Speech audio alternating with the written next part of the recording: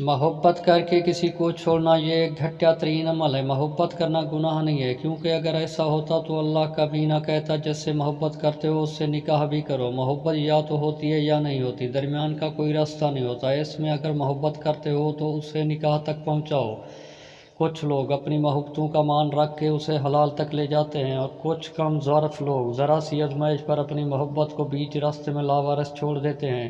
ایسے لوگوں کے لیے محبت حرام ہے۔ جب محبت ہوتی ہے تو نہ تو یہ نہیں کہا جاتا اللہ اگر وہ میرے حق میں بہتر ہے تو مجھے اس سے نواز دیں، نہیں، بلکہ کہا جاتا ہے اللہ اگر وہ میرے حق میں بہتر نہیں بھی ہے تو اسے میرے حق میں بہتر لکھو، مجھے وہی چاہیے۔ پھر ایسی محبت کرنے والوں کو میں نے نمازوں میں روتے ہوئے بھی دیکھا ہے، اور ایسی محبتیں ہی سچی ہوتی ہیں۔ زندگی بہت آسان ہوتی ہے مگر ہم بیکار ٹینشنوں میں اس کو ضائع کر دیتے ہیں۔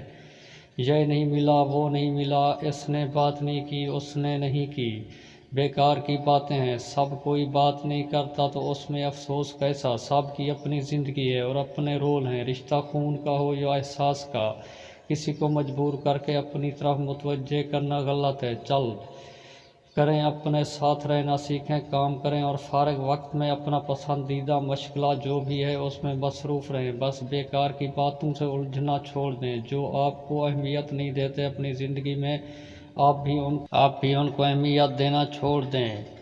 سرسری میں شامل رکھیں، آٹے میں نمک ہو یا نہ ہو روٹی تو بن ہی جاتی ہے، ایسے ہی ساتھ کوئی ہو یا نہ ہو زندگی گزر ہی